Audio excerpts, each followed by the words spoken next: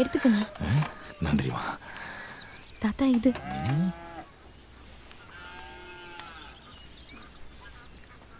ஐயா பிரமாதமா இருக்கே. இது என்னது? செம்பருத்தி பூட்டி, இதயத்துக்கு நல்லது. ரொம்ப நல்லதுயா, ரொம்ப நல்லதுயா. வந்த விஷயத்த சட்டுன்னு பேசிட்டு போயிடுறேன். வரப்போற தேர்தல்ல உங்ககிட்ட ஒரு வார்த்தை கேட்டுட்டு நானும் நிக்கலான்னு. என்ன கேட்டா? நான் சொல்லி எல்லாம் ஊருக்குள்ள ஒரு பையன் ஓட்டு போட மாட்டேன். ஊருக்குள்ள யாரும் ஓட்டு போட வேண்டாயா, உங்க சொந்தத்துல ஓட்டு போட்டாலே போதும். ஏன்னா நீங்க ஊர்ல ஒருத்தர் கிடையாது, ஊரே ஒருத்தருடையது. 5367 ஓட்டு இருக்கே, கணக்கெடுப்பு எடுத்தாச்சு. அம்பட்டும் கொய்யா. அப்படியா?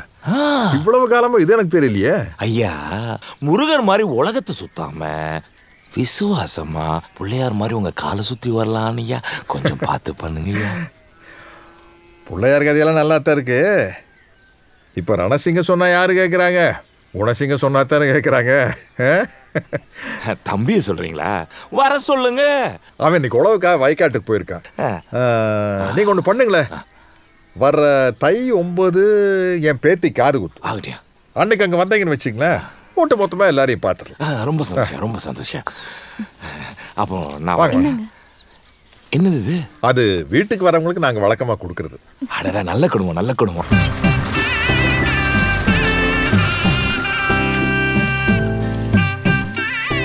மாமா பெரியம்மா வந்திருக்கு. அப்பா சார் சார் சார் கொஞ்சம் இருங்க சார். அவசியம் காது குத்துக்கு வந்துடணும்ப்பா. இந்த எல்லாரும் வந்துருங்க. மாப்பிள்ள எல்லாருக்கும் வச்சுட்டீங்கல்ல. ஏன்னா எப்போ நம்ம வீட்டில் விசேஷம் நடந்தாலும் ஏதோ ஒரு குடும்பமோ 2 குடும்பமோ முறுக்கிட்டு வராமல் போயிடுது. இந்த விசேஷத்துலயாவது கொஞ்சம் எல்லாரையும் ஒன்னா சேர்த்து வைங்க மாப்பிள்ள. சேர்த்தலாமா? கசகல் எதுக்கு? அக்கா சாருக்கு ஒரு பத்திரிக்கை கொடு. டேய், அவர் உனக்கு மட்டுமா வாத்தியாரு? எனக்கும் தாண்டா வாத்தியாரு.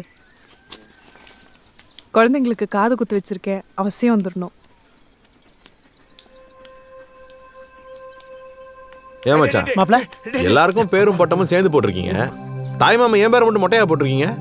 எல்லாரும் பெருசா படிச்சிருக்கிறாங்க, பட்டம் போட்டோம். மாப்பிள்ள 10ஆம் கிளாஸ் தானே படிச்சிருக்கீங்க.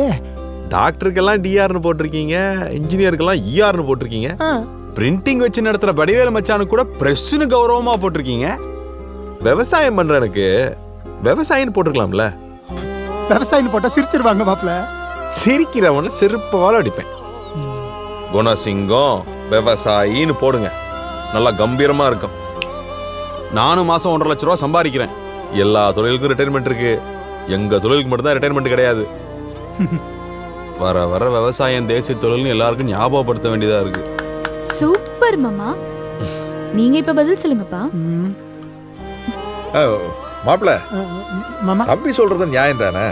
நீங்களே உங்க கைப்பட பத்திரிக்கையில விவசாயி அப்படின்னு எழுதி கொடுத்துருங்க. எழுதில்ல மாமா. அது எப்படிப்பா என் தம்பிக்கு மட்டும் விவசாயம் பத்திரிகையில் எழுதுறது? அதெல்லாம் முடியாது, பத்திரிக்கையே பூசாடிங்க. புதுசாவா? அட வீண் செலவெல்லாம் வேண்டாம் மச்சான். அப்புறம் மொய் பையெல்லாம் நானே பாத்துக்கிறேன், சரியா? சரி வரேம்மா.